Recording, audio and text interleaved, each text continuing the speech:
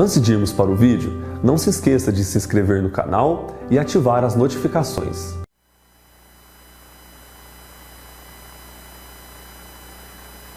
Vamos ver o que diz a Santa Palavra de Deus. Mateus capítulo 5, verso 13, diz assim, palavras de Jesus: Vós sois o sal da terra. Ora, se o sal vier a ser insípido, como lhe restaurar o sabor? Para nada mais presta senão para, lançado fora, ser pisado pelos homens. Feche os seus olhos agora, vamos para mais uma rápida oração.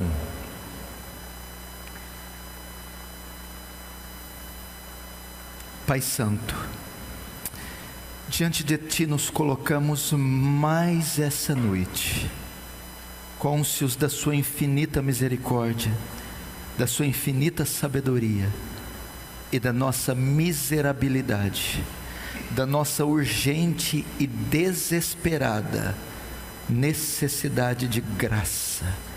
Senhor, estamos fartos de palestras secas, áridas, vazias, que alcançam só a mente e não o coração. Necessitamos de demonstração de poder. Entretanto, para essas coisas, quem é suficiente? Quem é idôneo? Pai, dependemos do beneplácito da Tua vontade, do bom prazer da Tua vontade. Que ela seja favorável essa noite. Que os Teus olhos estejam voltados e as Tuas mãos estendidas para esse lugar.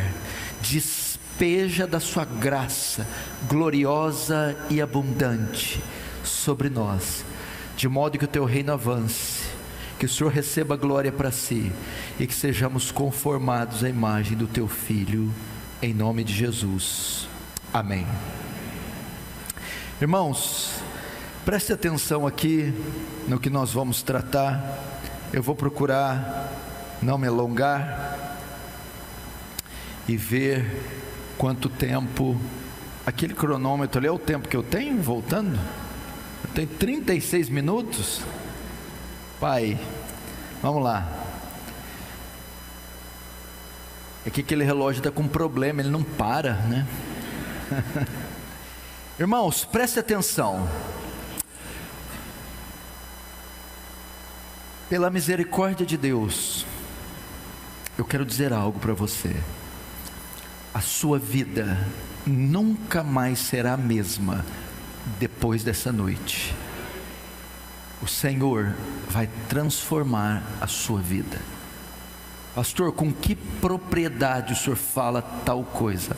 Com a propriedade do poder da palavra de Deus, com a propriedade do nome do Senhor Jesus Cristo.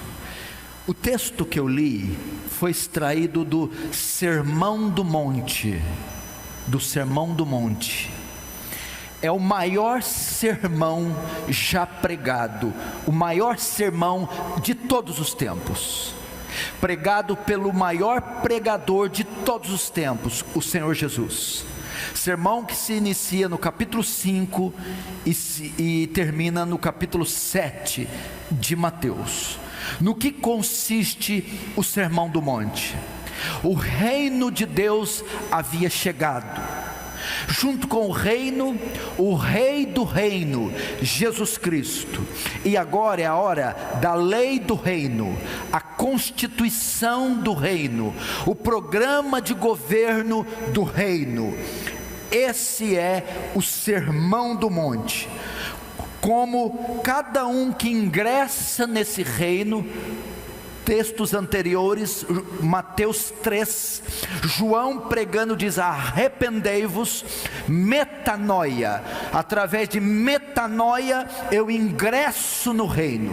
O Sermão do Monte então agora vai trazer aqueles que ingressaram no reino o elevado padrão de conduta com que devem os súditos do reino andar. E este sermão se inicia com as bem-aventuranças. são 8 bem-aventuranças. Bem-aventurados pobres ou humildes de espírito, porque deles é o reino dos céus. Bem-aventurados os mansos, porque herdarão a terra. Bem-aventurados misericordiosos, e assim por diante. O que são as bem-aventuranças? Bom, o reino chegou, o rei chegou, a constituição do reino chegou, agora vem as características dos súditos do reino, as qualidades dos cidadãos do reino. Se você quer saber, fazer um teste da sua salvação, como eu faço para saber se sou salvo ou não, se faço parte do reino ou não? Olhe para as bem-aventuranças, elas são características do verdadeiro salvo. Quantas delas eu devo ter, pastor? Eu sou manso, misericordioso e pacificador, tá bom? Não. Você, para ser parte do reino, tem que ter todas elas. Não existe alguém que se diz salvo ser misericordioso e não ser puro de coração, ser pacificador e não ser manso. Não. O crente deve possuir todas as 8. Alguns se destacam em umas mais que outras, mas todos têm. E para quem são? As bem-aventuranças são para alguma categoria especial, presbíteros ou diáconos ou apóstolos. Não, elas são características de todo e qualquer crente. Se diz que é crente, deve possuir todas as bem-aventuranças. Então todos os crentes devem ter todas as 8 bem-aventuranças. Então o Sermão do Monte começa assim. Mas agora no verso 13, depois de discorrido essas bem-aventuranças, chegamos a uma nova seção do monte, do Sermão do Monte. Vimos o que o crente é, as bem-aventuranças. Agora vamos ver como ele manifesta o que ele é na sociedade em que ele vive. Nisso consiste o verso 13, ok? Dos versos 1 ao 11, nós temos as características do crente, como ele é. Agora no 13, nós vamos aprender como ele manifesta o que ele é na sociedade que ele vive. Então Jesus faz isso através do seu discurso, dizendo: vós sois o sal da terra. Vós sois o sal da terra. O que Jesus quis dizer com estas palavras? Através dessa declaração, nós vamos tirar 3 lições. Primeiro, qual é o estado do mundo em que vivemos? Segundo, o que são os cristãos? O que é um cristão? No que consiste ser cristão? E terceiro, qual é a nossa função nesse mundo como cristãos? Ok? Através dessa declaração de Jesus, vós sois o sal da terra, 3 lições serão tiradas: o estado desse mundo, o que são os cristãos e qual é a função dos cristãos aqui na terra. Então vamos lá. Primeiro, qual é o estado desse mundo? Ao citar aqui sobre o sal, Jesus revela algo sobre o mundo. Por quê? O sal na época de Jesus, bem como ainda nos dias de hoje, era usado como uma propriedade conservante de alimentos, principalmente da carne. A carne, depois que o animal é abatido e é extraído os pedaços de carne no frigorífico, a carne entra em processo de decomposição. Ela contém os germes e bacilos que com o passar do tempo a degradam, a corrompem. Logo, o sal é colocado para refrear isso. Se nós somos o sal do mundo, Jesus está comparando o mundo como este pedaço de carne que a cada dia se corrompe, se degrada mais e mais. Então, ao citar vós sois o sal, ele diz: o sal do mundo, da terra, da sociedade, do sistema. Ele mostra a condição da sociedade em que vivemos. É uma sociedade depravada, é uma sociedade corrupta, é um mundo que com o passar dos anos se degrada mais e mais moralmente. Engana-se quem pensa que esse mundo está caminhando para algo melhor, que diz que o avanço científico, tecnológico vai trazer ao homem riqueza, saúde, prosperidade, dias melhores virão. Isso é mentira. O estado dessa sociedade é terminal, ela caminha ladeira abaixo, sem rumo e sem qualquer esperança. O homem, segundo a Bíblia, quando Jesus voltar, preste atenção, a volta de Jesus compreende duas coisas: a redenção dos justos e o juízo dos ímpios. Mas o juízo não é derramado de qualquer jeito. Para Deus derramar o seu juízo, a sociedade tem que atingir a medida dos amorreus. O que é isso? O pecado do homem vai chegar a níveis tão insuportáveis como foi nos antediluvianos. Então Deus, depois que o cálice encher até a boca, Deus então envia a sua ira. Ou seja, Deus só mandou o dilúvio quando a corrupção do homem entrou em estados insuportáveis, inadmissíveis, chegou ao seu ápice, ao seu clímax. Em Sodoma e Gomorra a mesma coisa. O juízo só foi enviado quando a corrupção chegou a tal ponto dos moradores quererem abusar sexualmente de anjos. Então Deus envia fogo e consome aquela cidade. O que significa? O juízo de Deus virá sobre essa terra quando o estado de iniquidade, de corrupção chegar ao seu limite. Isso significa o quê? O juízo ainda não veio. Por que não veio? Porque a corrupção não chegou no seu limite. Se ela não chegou, o que significa? Que ela está caminhando para isso.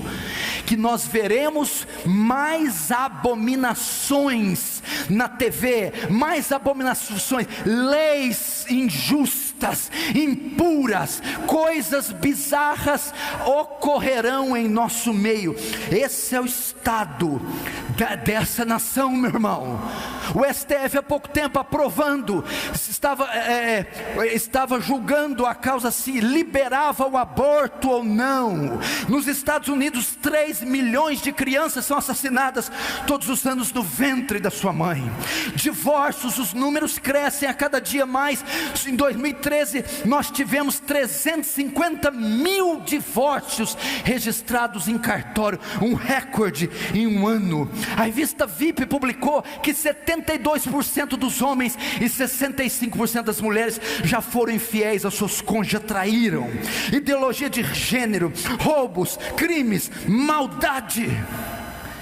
Essa é a condição desse mundo. Você sai na rua e às vezes você não sabe, você encontra com homens e não sabe se são homens ou se são feras, bestas, serial killers, homens que fazem o Bandido da Luz Vermelha, que fazem Charles Manson, que fazem Adolf Hitler serem principiantes. Esse é o estado. Vá na porta das escolas estaduais de ensino fundamental, de ensino médio, para você ver. Você vai se escandalizar. Gênesis 6:5 reflete o estado da nossa geração. E viu o Senhor que a maldade do homem se multiplicara sobre a terra, e que toda a imaginação dos pensamentos de seu coração era só má continuamente.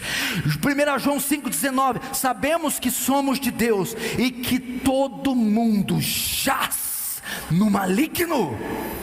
Não se equivoque, meu irmão. Mentes corruptas governam esse país. Mentes depravadas estão na direção de todas as camadas dessa sociedade. Romanos 1, 28, 31 diz que eles não se importaram de ter conhecimento de Deus, assim Assim Deus entregou-os a um sentimento perverso, para fazerem coisas que não convém, cheios de toda iniquidade, fornicação, malícia, avareza, inveja, homicídio, contenda, engano, malignidade, sendo murmuradores, detratores, aborrecedores de Deus, injuriadores, soberbos, inventores de males, nécios, infiéis nos contratos, sem afeição natural, irreconciliáveis e sem misericórdia. Nossa, pastor, que coisa forte. Paulo escreveu isso aqui há 2000 anos atrás, e ele estava falando da sociedade romana. Você acha que alguma coisa mudou? Irmão, não se engane, essa é a condição da nossa sociedade, e nós precisamos. Eu fico pensando como a igreja lida com a sociedade. Parece que está tudo bem, parece uma colônia de feras. Nós estamos em meio a víboras, a monstros. Se não é a graça comum refrear a maldade desse homem, eles se morderiam e se comeriam vivos. O que você acha que é a pedofilia? Um homem de 40 anos abusar sexualmente de uma criança, de um bebê. Se isso não é um desvio, se isso não é o clímax da depravação, o que é então? Essa é a condição do nosso mundo. Lê os jornais. Você já ouviu falar de Deep Web? Você já viu esses programas de TV à tarde? Homens que trancam as filhas 20 anos e abusam delas acorrentadas. Você viu aquele empresário que foi morto pela mulher, foi cortado em pedaços e colocado em 3 malas. Você viu o que esses estadistas fazem com o seu povo? Você está vendo, meu irmão? Jesus está dizendo que esse mundo está em flagrante decomposição moral, que este mundo caminha para o caos total, que esse mundo, assim como os germes e bacilos consomem a carne e levam ela a ser pútrida, assim é a condição desse mundo. O pecado, os germes do pecado depravam esse mundo. Essa é a condição da terra. Não é um parque de diversões, como diz A.W. Tozer, é um campo de batalhas. Segundo, primeiro o estado do mundo. Segundo, o que são os cristãos? Jesus então diz: vós sois o sal da terra. Quando Jesus disse isso, no grego, dá a ideia que vós sois o sal da terra. Vós sois, exclusivamente vós sois, ninguém além de vós sois sal da terra. Jesus mostra aqui a singularidade da igreja, a distinção da igreja. O sal tem propriedades que fazem dele um elemento singular, um elemento distinto de tudo, um elemento único. Nós, os cristãos, temos propriedades, elementos, características. Nós temos misericórdia, fome e sede de justiça, mansos, pacificadores. Essas características fazem de nós pessoas distintas. Você, na sua categoria, é único na terra. Os muçulmanos, os espíritas, os testemunhos de Jeová, os ateus, ninguém se equivale, se iguala à igreja.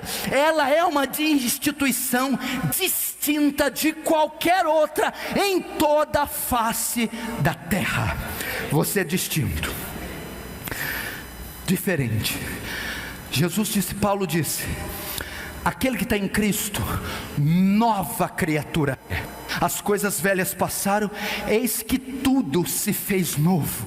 Você passou pela regeneração, você foi transformado. O velho homem com seus feitos foi morto, e morto com Cristo, sepultado com Cristo, de forma que na ressurreição de Cristo, você ressuscita um novo homem, refeito à imagem de Cristo, que te torna singular. Quem é manso? Quem é pobre de espírito? Quem é misericordioso? Quem tem fome e sede de justiça? Quem é puro de coração? Quem é pacificador? Quem é perseguido pela justiça? Ninguém, senão, como diz A.W. Tozer também, este cristão incrível, senão você. As bem-aventuranças, que são propriedades do sal, nos fazem distintos. Você quer ver um exemplo de um ser distinto, singular?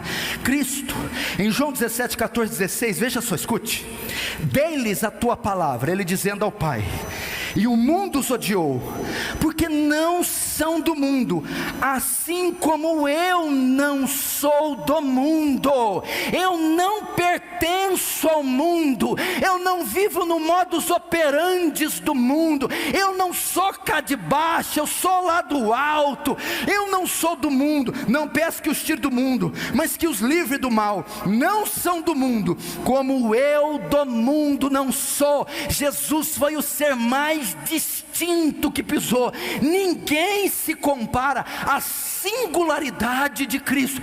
E nós, como seus seguidores, também, meu irmão, não somos daqui, não pensamos como eles, não operamos como eles, não falamos, nos vestimos, não conduzimos nossa vida como as pessoas do mundo.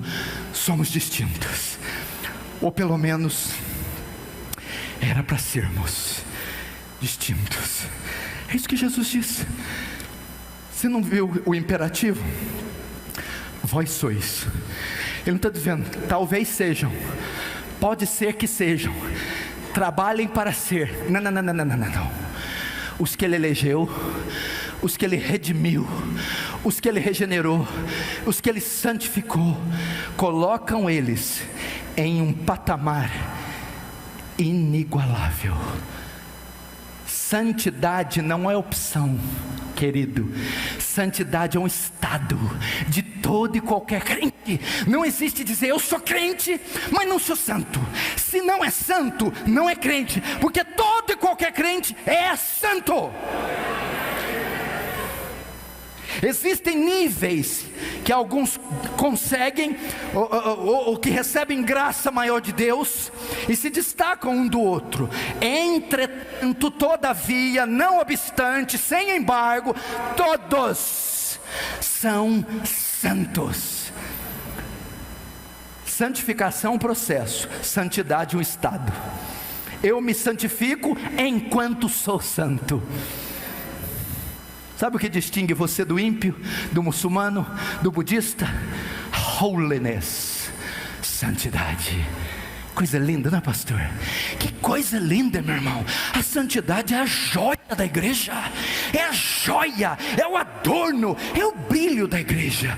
Nós somos estes santos. Então, primeiro, o estado do mundo: Sodoma, Gomorra, os antediluvianos, o império mais devasso que a terra já teve, o Império Romano.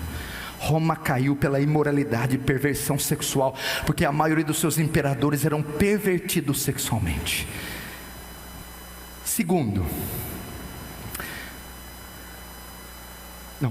Terceiro.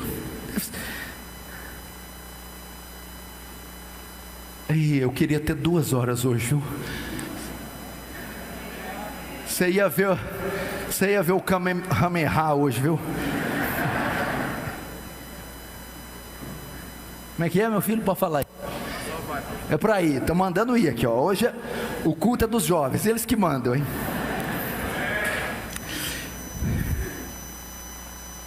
Irmãos, agora, o estado do mundo, o que somos. Terceiro, qual é a nossa função? Agora você vai saber por que você não se converte hoje e amanhã já vai para o céu. Por que não somos salvos hoje e já entramos no céu imediatamente? Por que temos que ficar aqui? Por que temos que ficar aqui convivendo com isso? Já parou para pensar? Me salvou, redimiu, resgatou, justificou, me deu uma sentença favorável, eu estou livre diante do tribunal dele, justificado. Por que eu tenho que ficar? Deus, depois que transforma você, sal, e coloca em você propriedades singulares, as bem-aventuranças, que fazem de você distinto, sal, agora faz com que você fique na terra a fim de beneficiá-la positivamente. São distintos do mundo, mas não devem sair do mundo, devem ter contato do mundo. Apesar de serem distintos, não podem ficar isolados do mundo. O sal dentro do saleiro não tem nenhum efeito. Esse foi o erro do monasticismo na era medieval. Julgavam que santidade, que isolamento, isolacionismo era sinal de santificação.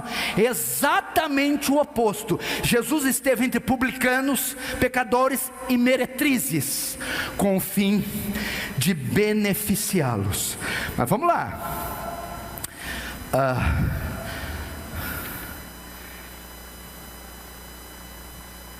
Primeiro, a corrupção do mundo, o que são os cristãos e qual a função deles. Qual é a nossa função? Jesus nos compara a sal. O sal tem pelo menos duas funções: dar sabor à comida e evitar o apodrecimento da comida. Jesus sabe o que está falando, são palavras sábias. Ok, agora nós estamos vendo qual é a nossa função. O sal, quando ele nos compara a sal, a primeira função do sal: dar sabor. Segundo, evitar o apodrecimento. Dar sabor. Deus deixou os crentes aqui, a nossa presença aqui, a igreja estabelecida nesta região, os crentes que a compõem, têm o objetivo de dar sabor a essa sociedade. O que é isso? Dar sentido aos homens caídos, dar significado à vida, influenciar positivamente os homens, mostrar para eles o caminho da salvação, o caminho da verdade. Veja só, assim como alimento, suas vidas são insípidas. Por essa razão é que ocorre a overdose. Não há sentido, aquele homem busca sentido na vida, busca paz, ele não encontra e vai à droga, toma uma dose, outra até uma overdose, e ele morre. Sua vida não tem sentido. Por isso que casam, descasam, casam pela terceira vez. Por isso que tem relacionamentos heterossexuais, não se satisfazem, querem relacionamentos homossexuais, não se satisfazem, sexo bestial. Por isso se suicidam, por isso mudam de continente a cada 5 anos, porque suas vidas não têm sentido, não têm significado, suas vidas são vazias. É a função da igreja, é responsabilidade do crente fazer o quê? Enquanto presentes nesse mundo, dar sentido à vida dessas pessoas, mostrar que há paz, completude, realização fora das drogas, fora do adultério, que a vida tem um começo, que há como saber de onde viemos, quem somos e para onde iremos. Por isso que estamos aqui, influenciar, dar sabor. Deixa eu fazer uma pergunta: você influencia no trabalho, na repartição do seu trabalho, na sala da sua escola, no bloco da sua universidade? na rua e no bairro, entre a sua vizinhança. Você influencia, eles são vazios. Segunda coisa que eu aprendo aqui: quando você coloca sal no alface, é o sal que fica com gosto de alface ou o alface que fica salgado?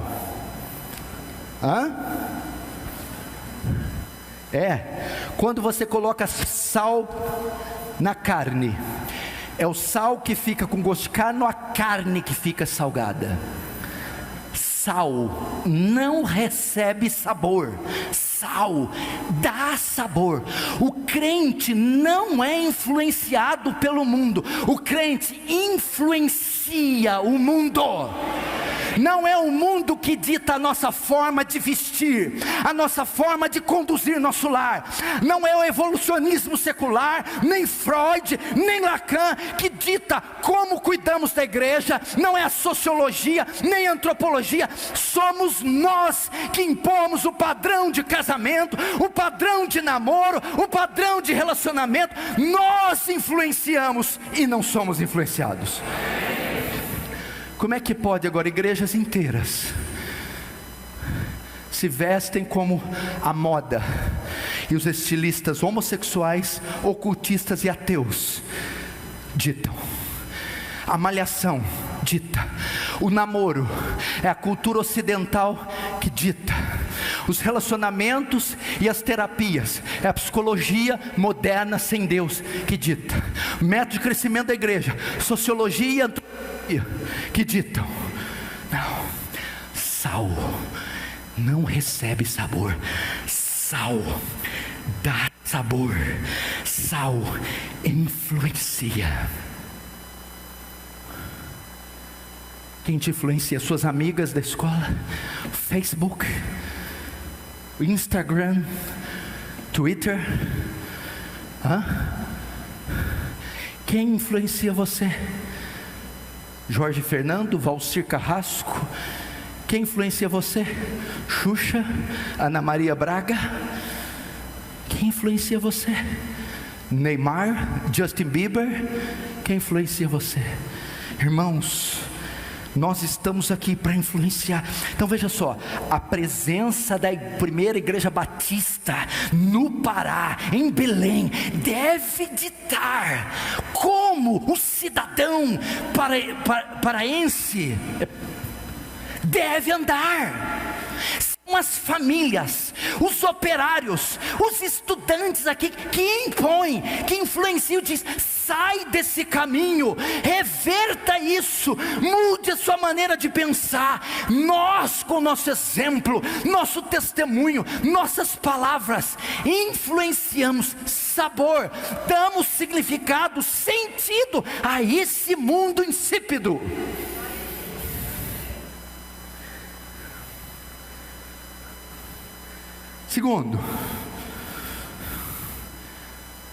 Segunda função do sal: primeiro, dar sabor.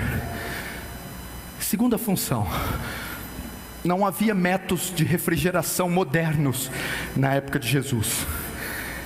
Então, para se conservar os alimentos, principalmente a carne, atirava-lhe sal.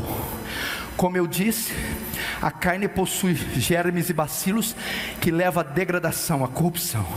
O sal tem a função de refrear o avanço da corrupção.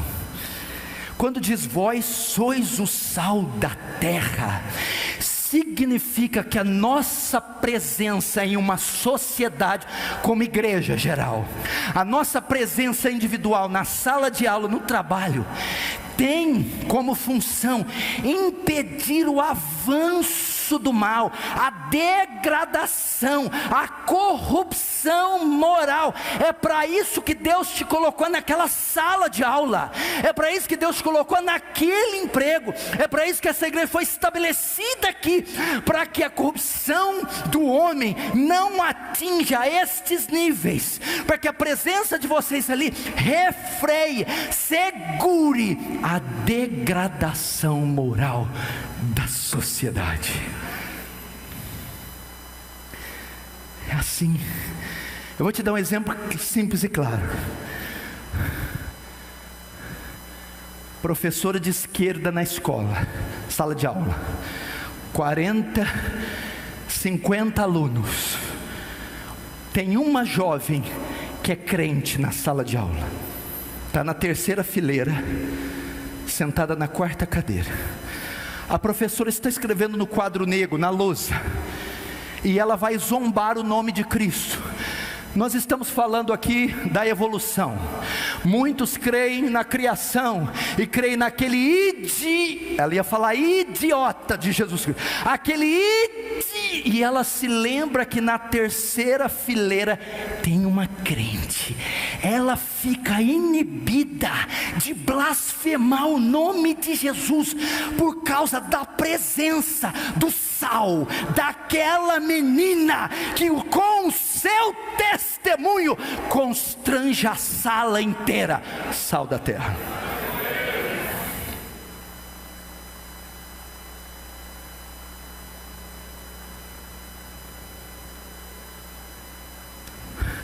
Na hora do almoço na empresa metalúrgica, pesca, tem 6 homens no almoço comendo um peixe, marmita.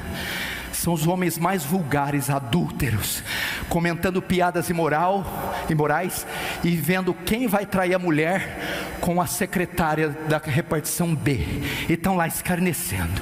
De repente, acabando de esquentar a marmita, vai o senhor Pedro, crente em Jesus, e começa a dirigir-se à roda. Então os escarnecedores veem que Pedro vem no caminho. Ei, vamos mudar de assunto, O Pedro é um homem sério, vamos mudar de assunto. Então a presença de Pedro na roda inibe aqueles escarnecedores de pecar. A presença dele mantém o padrão moral daquele local.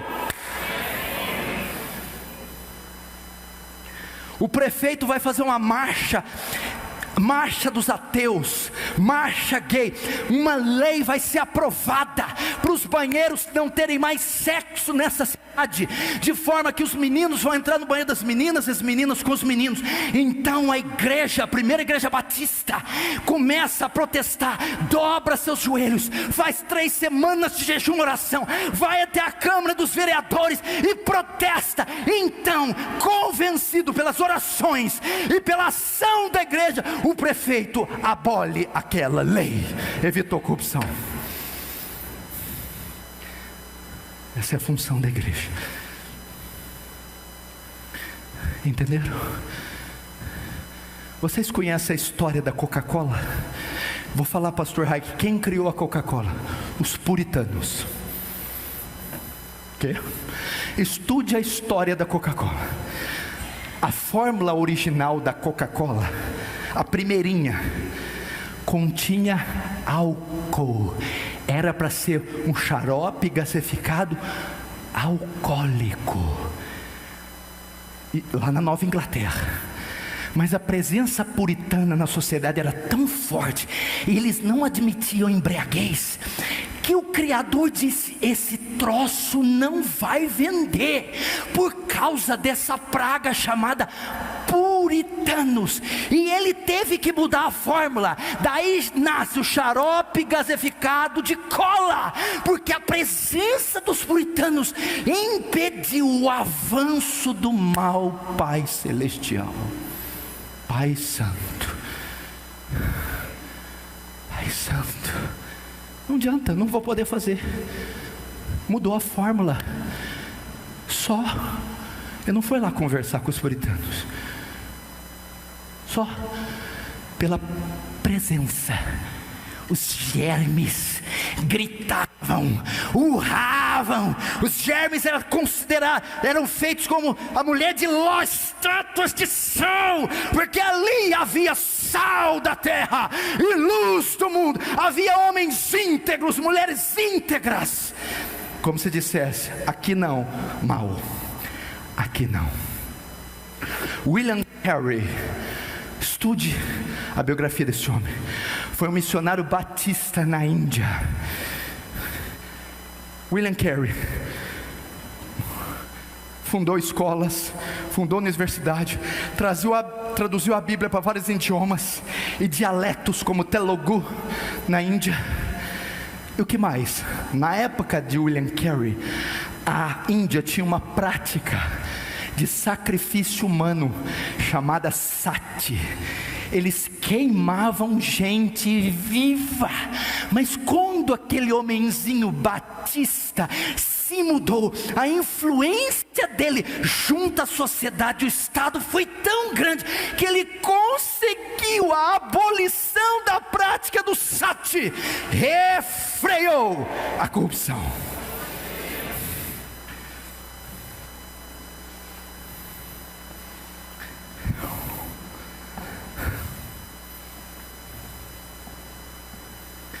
Vós sois sal da terra. Primeiro estado do mundo. Quem nós somos, a nossa função: pegar o mundo que se corrompe, influenciá-lo, sentido, e refrear a corrupção. Sabe por que Deus não destruiu esse mundo, ainda não entregou esse mundo? Porque se tiver 1, 5, 10, 30 ou 50 justos, por nós Ele não destruirá. Por nós Ele não destruirá. As nações não estão debaixo d'água, debaixo dos montes, debaixo dos outeiros, debaixo do fogo divino, porque a igreja do Deus vivo aqui está. Outra coisa que precisamos saber: quando você, irmã, cozinha 1 quilo de feijão, você usa 1 quilo de sal para temperar o feijão?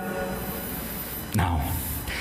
Para 1 quilo de feijão, dependendo da região e da colher, se usa de 1 a 2 colheres de sal. O que significa? 1 quilo de feijão tem 1000 gramas. 1000 gramas de feijão. 2 colheres de sal é 0,13 gramas. Para 1000 quilos, 0,13 são suficientes para salgar. O que significa?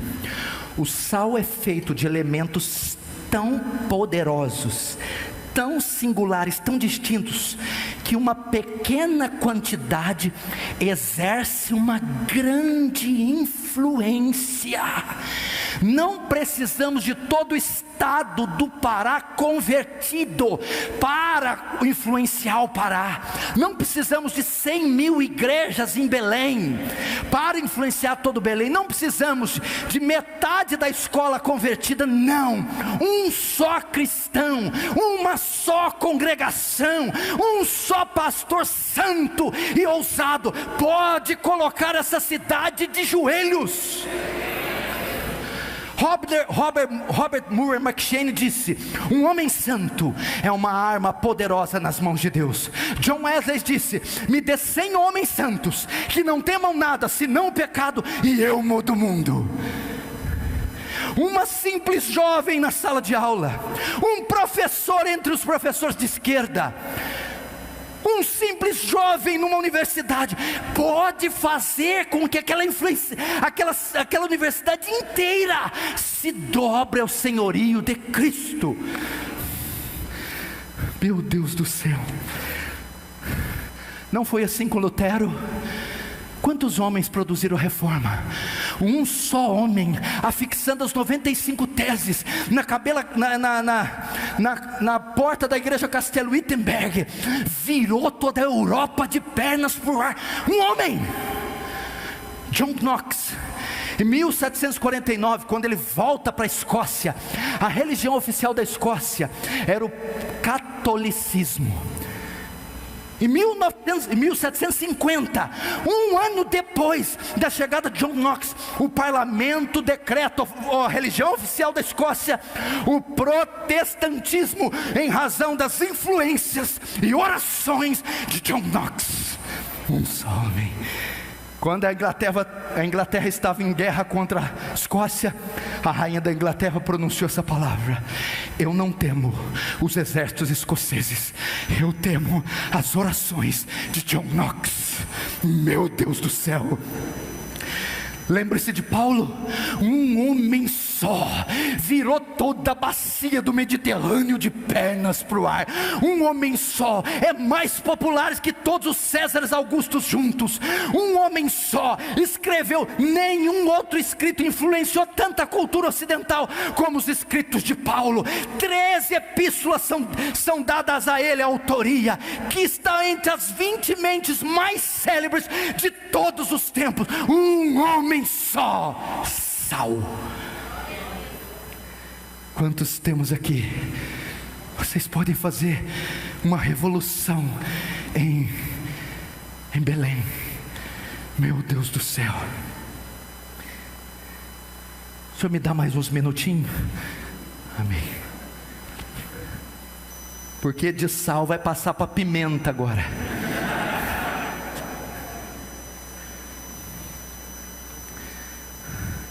John Knox, Lutero, Paulo. Eu vou falar menor, porque às vezes os irmãos falam, pastor, é Paulo, Moisés, não dá para comparar com essa categoria. Ok. Eric Liddell, já ouviu dele? Um desportista presbiteriano escocês, campeão olímpico em provas de velocidade. Ele chocou o mundo inteiro quando se recusou correr uma prova no domingo, porque disse: eu não pratico nenhuma atividade no dia do Senhor. Ele era franco favorito para a prova, se recusou. Com esse simples gesto, ele choca o mundo. Um homenzinho franzino, corredor. Meu Deus, quando vamos ver isso? Meu Deus, parece estar tão distante de nós. Somos tão vaidosos, ensimesmados, elitizados, arrogantes. Quando é que o brilho de Deus vai ser refletido na nossa face? E todos nós com cara descoberta, refletindo como espelho a glória do Senhor, somos transformados de glória em glória na sua imagem, através do Espírito. Eu vou contar um testemunho aqui de um jovem em nossa igreja, e vou mostrar que o testemunho dele, ele cumpriu as duas funções do sal. Influenciou e evitou a corrupção. Jovens, presta atenção. Ele se chama Jonathan. Ele trabalhava numa farmácia oficinal de manipulação com 22 anos. Trabalhava entre ímpios. E entre os funcionários ele trabalhava com uma mulher homossexual, uma lésbica, que morava junto com outra mulher e tinha adotado 2 filhos. A influência do Jonathan, desse jovem de 22 anos, foi tão grande nesse trabalho. O testemunho, a integridade, a retidão e a piedade foi tão grande, que ele começou a atrair a admiração da lésbica, e ela começou a ficar fascinada por ele. E um dia, conversando com ele, ele falou algo da religião judaica. Ele disse: o judeu ortodoxo, uma das traduções para a palavra é joia. Então o judeu fala pouco, e ele diz para você: se você não tem uma joia para me dar, fique calado. O espanto daquela mulher foi tão grande, que ela olhou para ele e disse: desse jeito você vai me fazer gostar de homem. Essa mulher influenciar, ditar.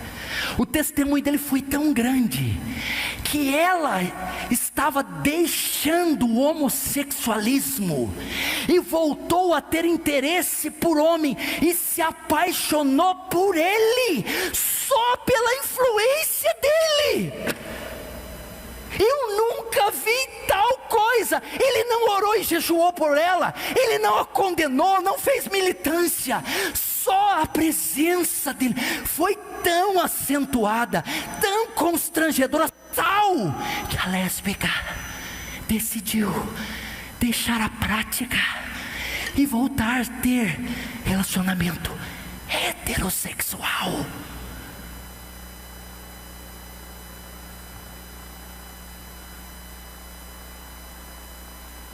que nós não vamos ver isso mais.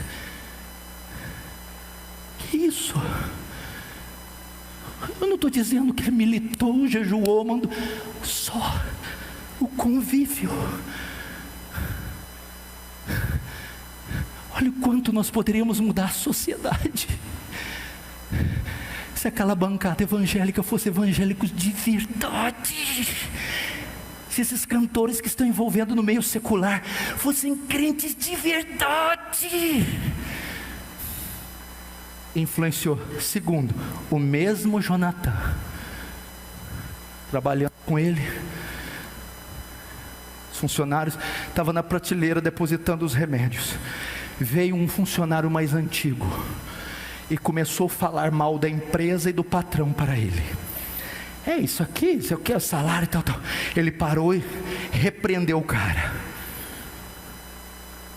impedir a corrupção, e disse: por que você está falando do patrão da empresa? Não é ele que paga o teu salário? Não é daqui que vem o teu sustento? Agradece pelo pouco que você tem, porque são 14 milhões de desempregados no país. Enquanto ele falava, o patrão passava pelas prateleiras de trás e parou para ouvir, e ele repreendendo, e o moço que estava agredindo a empresa, e saiu. Então Jonatã voltou, colocando as prateleiras. O patrão sai: jovem, há 20 anos que eu sou dono dessa empresa, e eu nunca vi ninguém em toda a minha vida me defender e defender a empresa como você. Eu estou espantado com a sua atitude. Você não ganha bem, seu trabalho não é tão digno, e você fazer tal coisa, por que isso? Ele responde: porque eu temo a Deus, eu sou cristão. Aquele lugar, ele já saiu, não trabalha mais lá, nunca mais foi o mesmo depois da passagem dele lá.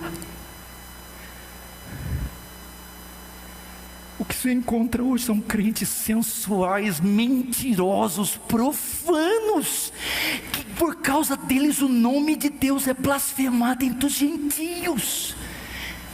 Eles deveriam estar influenciando, evitando a corrupção. Eu vi outro testemunho diametralmente oposto a esse. Um empresário cristão lá em nossa cidade abriu uma loja de bijuterias.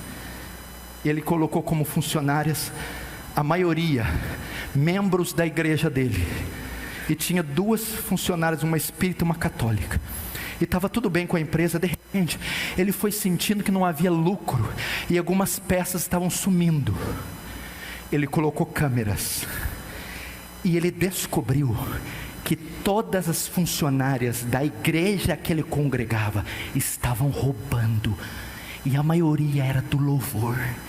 As únicas que não roubaram foram a espírita e a católica. Ele ficou tão traumatizado que ele vendeu a loja e voltou para a cidade dele. Vós sois o sal da terra. Agora eu termino com isso. Quando eu falo termino, é 40 minutos, tá, santo?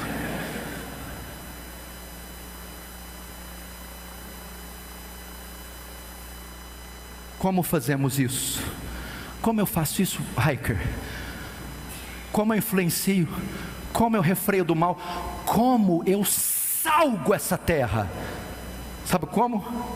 Fale, compre, venda, trabalhe, seja, cumpra a Constituição, seu direito de ir e vir. Como? Na sua rotina diária, ao atender um telefone, ao cumprimentar um frentista, na fila de um banco, manifeste as características de um cristão no seu viver diário. Apenas isso. Foi o que o menino da prateleira estava fazendo, sendo quem ele é, sal da terra e luz do mundo. Não precisa de exibicionismo, sensacionalismo. Seja. Como eu faço isso? Como? na maneira que você pronuncia suas palavras, na maneira que você se veste, como você cuida da tua família, como você lida com o dinheiro, com as dívidas, como é o histórico do seu celular, os vídeos que você acessa, as páginas que você entra, as músicas que você ouve, os amigos que você tem, o seu palavreado, o seu comportamento na sala de aula. É assim, é só existir. Exista como crente e você põe as potestades abaixo. Agora eu termino. Mas Jesus tem uma coisa aqui, pastor. Ele termina o discurso dele assim: ora, e se o sal for insípido, como que há de salgar? Para nada mais presta senão para lançar fora. Vamos lá. Estima-se que hoje no Brasil somos aproximadamente 50 milhões de evangélicos. 50 milhões. O Brasil, eu vou arredondar, é um país que contém 200 milhões de habitantes. Então, para 200 milhões, 50 milhões destes são crentes. A Bíblia diz que somos sal da terra, ou seja, nós temos 25% do total de cristãos. Entretanto, eu disse que para 1 quilo de feijão eu necessito só de 13 gramas de sal. 1,3% de sal é suficiente para salgar 1000 gramas. Se somos 200 milhões e temos 50 de crentes, são 25%. A nação tem mais sal do que ela pode suportar. Tem mais igrejas e crentes, o suficiente para virá-la de pernas por ar. Entretanto, a função do sal é refrear o mal do Brasil. Temos mais sal, crentes, do que ímpios, no sentido de influenciar. Brasil, ocorrem 45 mil estupros por ano, 5 por hora. A cada 10 minutos no Brasil, 40 crianças são vítimas de pedofilia. O Brasil assumiu o ranking do país mais violento do mundo. 62 mil homicídios ocorrem por ano no Brasil. O Conselho Nacional de Justiça, em 2013, decretou a união homoafetiva em cartório. Só em São Paulo foram feitos naquele ano 701 casamentos homossexuais. Há 3 anos atrás a união estável aumentou 300%, que é pessoas morando juntos sem um compromisso do matrimônio. Novela Babilônia, no primeiro capítulo, Natália Timberg, de 85 anos, dá um beijo na boca de Fernanda Montenegro, de 85 anos. Uma comissão ligada à presidenta Dilma Rousseff queria aprovar a cirurgia de mudança de genitália para menores de 18 anos, grátis pelo SUS, sem o consentimento dos pais. Se nós temos 50 milhões de evangélicos, sal, em uma pequena quantidade, influencia uma grande quantidade, por que esses números aumentaram? Eles não tinham que ser refreados pela quantidade de crentes presentes no Brasil? Por que então não ocorreu o refrear da corrupção? Jesus tem a resposta. Ora, se o sal vier ser insípido, para nada mais presta. O que Jesus está dizendo: sal que não tem característica de sal, não é sal. Sal que não salga, dá sabor, e nem evita da corrupção, não é sal. Esses números não refletem os verdadeiros salvos. São 50 milhões e a maioria deles são nominais. Nunca nasceram de novo, não foram transformados, não possuem as propriedades do sal, as bem-aventuranças, que o fazem distinto, influenciando e refreando o mal. Este sal que está aí, essas igrejas a cada esquina, são insípidos, não são verdadeiros. Por essa razão, cresce igreja, cresce seminário, cresce livro, estação de TV, estação de rádio, e a corrupção continua a mesma e cresce. Bota sal no feijão, feijão não salga. Bota uma xícara, bota um copo, bota 1 litro, mas não salga. Por quê? Porque aquela propriedade que você está colocando no feijão, meu irmão, não é sal. Essas igrejas estão sendo abertas, não são verdadeiras. Essas profissões de fé, esses batismos, não são verdadeiros. Por causa disso, o nome do Senhor é blasfemado. O que temos que fazer? Eu vou dar a resposta. A isca que está sendo feita, usada para atrair esses pecadores, não é o santo sacro evangelho, é o evangelho pragmático. A pessoa está passando, vem que você vai ser feliz, curado e vai ser rico. Ela vem. O evangelho social, vem que Jesus vai resgatar o homem da pobreza e da igualdade social. A pessoa está passando e vem. O evangelho filosófico é aquele só do campo das ideias, das cosmovisões, o interessante, atraente, ele vem. E o evangelho cultural não precisa mudar nada, envolva com a cultura, ele vem. Só que acontece, no grego existem 2 palavras para conversão. A primeira delas é epistrefo. O que é epistrefo? Mudança de direção, mudança da rota. Estas iscas produzem epistrefo. A pessoa está seguindo o caminho da iniquidade, do mal, perversão, mentira, adultério, que invariavelmente o levará para o inferno. Ele ouve o evangelho da prosperidade, da cura, da felicidade, social, cultural, filosófico. Ele, epistrefo, muda a rota e agora segue a igreja. Entretanto, existe uma outra obra da graça que antecede epistrefo, que é metanoia. É uma mudança do conceito, uma mudança orgânica, é uma mudança, meu irmão, da minha visão. Eu estou caminhando pelo caminho da iniquidade, da morte, e não vejo mal nenhum para ele. Mas quando ocorre metanoia, eu tenho consciência do que estou fazendo, da minha depravação e para onde eu vou. Então eu dou um giro de 180 graus, epistrefo, e vou para o caminho da justiça. Entretanto, só tem uma coisa que produz metanoia. Não é a justiça social, não é o evangelho cultural, não é a prosperidade, é a exposição clara, lúcida, cristalina do santo sacro evangelho, que Cristo se fez homem para morrer na cruz, me substituindo, levando sobre ele o meu pecado e sofrendo a ira de Deus. Ele satisfaz as demandas da justiça de Deus, sofrendo a sua ira, e morre com o meu pecado. No terceiro dia ressuscita dos mortos e ordena que todos os homens em todos os lugares se arrependam e creiam. Isso é o evangelho. Quando ele ouve o evangelho, metanoia, depois epistrefo.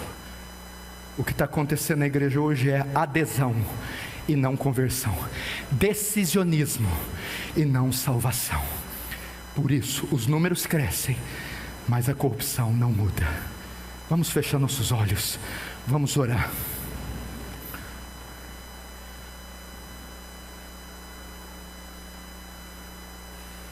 Feche os olhos.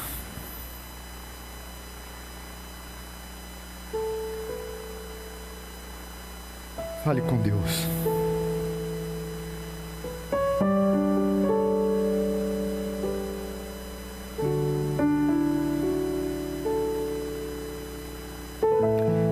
Se você tem falhado na sua função de ser sal, de influenciar o mundo,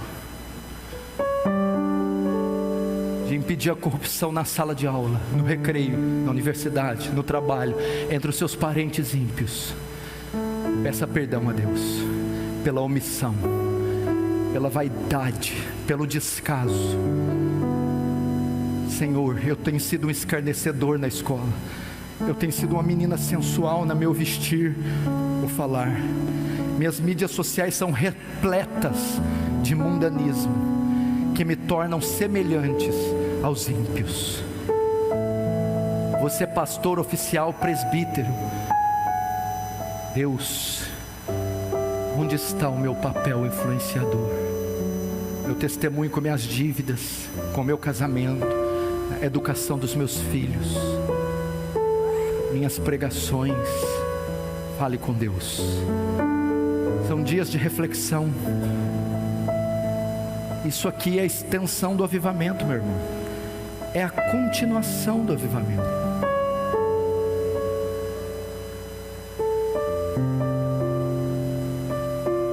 Esqueça do tempo, esqueça quem está à sua volta. Não deixe o orgulho te pegar agora. Nós todos estamos nessa categoria. Chore, se arrependa. Diga a Deus: que vergonha, Deus. Que vergonha. Que vergonha. Diga para Deus: me faz voltar para a minha cidade, para a minha igreja, para o meu estado, para a minha casa, para a minha família, para o meu colégio, meu trabalho. Um novo homem, uma nova mulher, que cumpra o meu papel. Agora eu sei porque eu ainda estou aqui. Não é para ficar rico, fazer cirurgia plástica, comprar carrões caros. Não é para isso. Estou aqui para aliviar a miséria e o sofrimento desse mundo, para dar sentido à vida desse povo vazio, e para impedir que atrocidades maiores ocorram.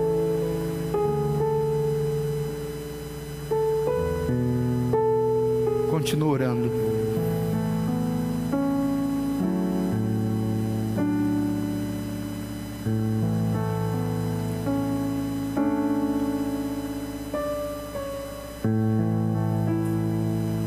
Fale com Deus.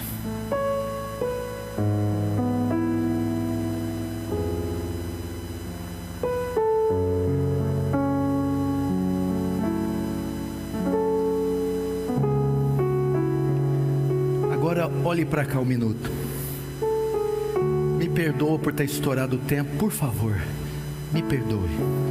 Como o Dr. Lloyd Jones disse, nós não podemos ter muitos horários definidos, porque não sabemos como o Espírito Santo vai atuar. Eu espero que vocês compreendam. Para finalizar, pastor, comigo é um pouquinho mais grave. Essas coisas que o senhor leu, que o senhor disse, me fizeram refletir na genuinidade da minha conversão. Eu não sei se eu sou salvo. Eu não tenho essas características. Eu estou com medo. O que eu devo fazer? Eu sei que tem pessoas aqui que não são salvas. Claro, é muita pretensão achar que 100% não é salva. Mas isso não significa que você não pode vir a ser. Não se apoie nos seus méritos, na confissão de fé da igreja, nos dons espirituais, nos seus pais e avós cristãos. Corra para a cruz, se apoie nos méritos de Cristo, lance sua esperança de salvação. Aquele madeiro, se arrependa dos seus pecados. Arrependimento não é um ato, ai, arrependi de ter comprado aquilo, não. É se arrepender da condição de vida que você levava até o dia de hoje. Volte as costas para o pecado, para o mundo. Vá diante de Cristo e diz: eu mereço a ira, o juízo, minhas obras são trapos, mas nos méritos de Cristo, morte, ressurreição, assunção, eu deposito minha fé. E hoje, agora, você passa da morte para a vida. Fecha os olhos, curva a cabeça. Pai, eu dirijo as almas que aqui estão, que ainda não são suas. Tu sabes quem são, quais são. Tu sabes. Se estão duras, resistentes, orgulhosas. Quebranta seus corações, abre-os, regenera elas hoje, salva-as. Escreva o seu nome no livro da vida, e que agora elas recebam todas as propriedades do sal, as bem-aventuranças, e nunca mais sejam as mesmas. Em nome de Jesus.